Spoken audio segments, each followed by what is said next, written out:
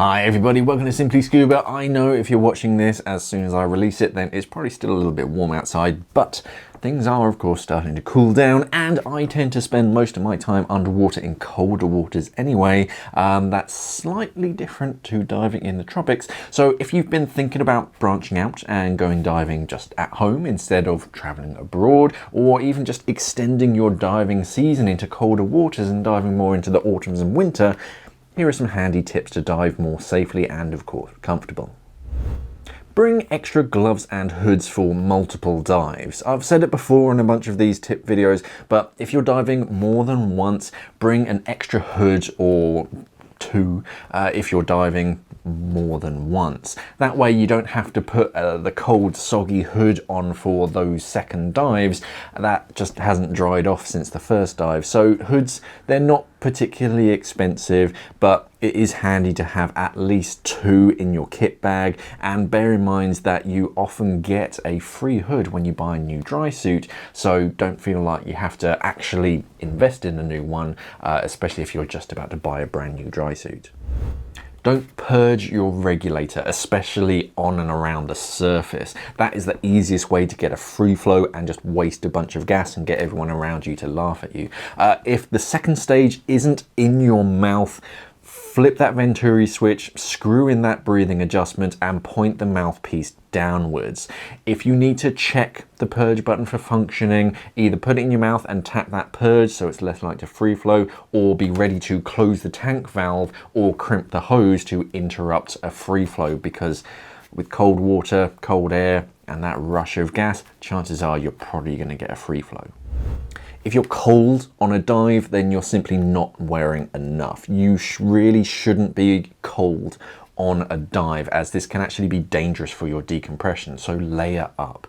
Base layer, undersuit and dry suit all working together should keep you warm, but of course you can get thin and thick base layers as well as summer undersuits and thicker winter undersuits. So don't go wearing a summer undersuit and a thin base layer because it's cheaper and then complain that you're cold. You do need to layer up properly to keep yourself warm. Take it easy. Wearing all of that extra gear for colder waters is cumbersome, so make your life as easy as possible.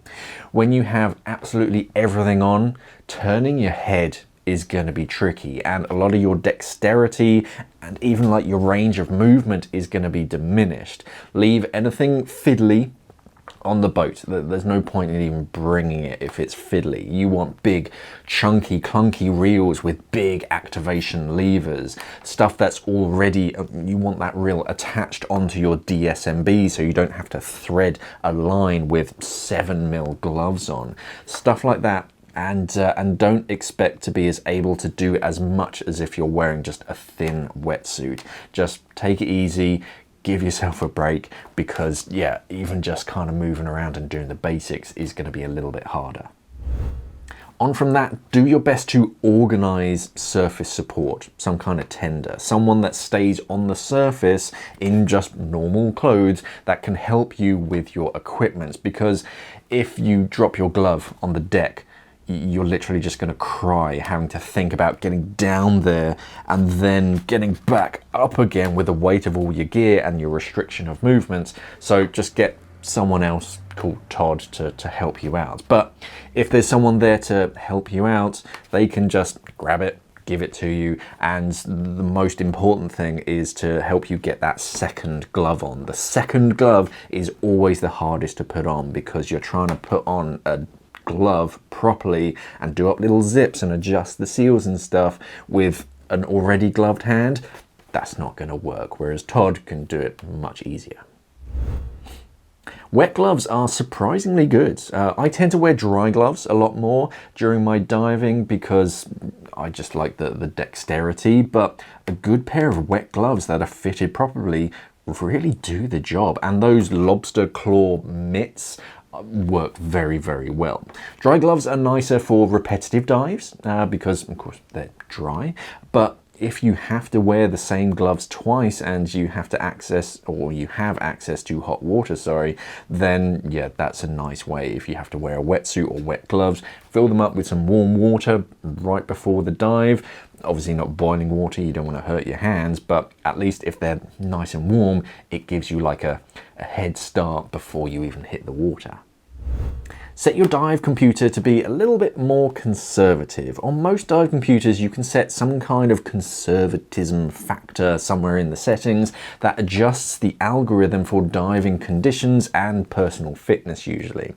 On a cold dive, your body is going to be working harder, just keeping you warm and moving around, and your absorption and your decompression rates are going to be a little bit different compared to diving in nice warm tropical waters. So you want your computer to be as safe as possible so you don't stay down too long or ascend too fast.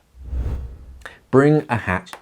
This works both for really hot and really cold diving. Protect your head outside of the water. A good beanie hat or a trapper hat will help to just keep the heat from escaping and you stay just nice and warm between dives.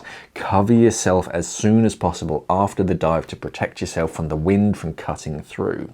If you can, stay inside of your dry suit as well. It will help to protect you from that wind and the rain obviously, but also look at things like ponchos to throw over yourself, just something to isolate yourself from the wind and the rain from cutting through.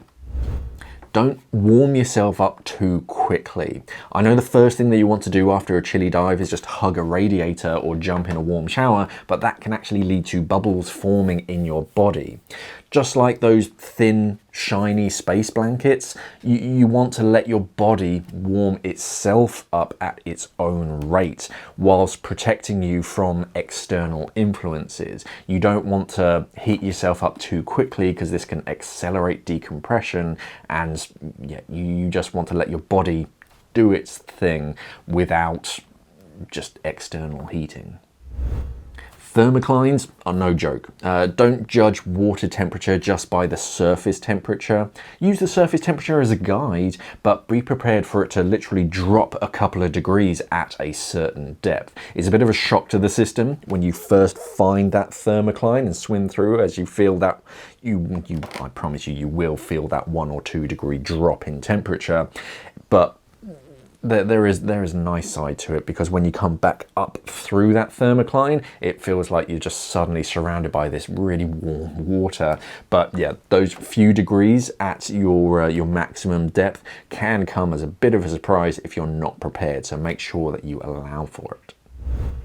Otherwise, it's all about keeping yourself as warm as possible before the dive so that you don't start the dive cold, and yeah, just don't strain yourself too much. It is quite hard. If you're struggling, you feel like you're tired already, then tell somebody, tell the rest of the group. Don't try to keep up with everybody else and end up hurting yourself, because chances are they also want to slow down a little bit, but of course they're all trying to keep up with everyone else.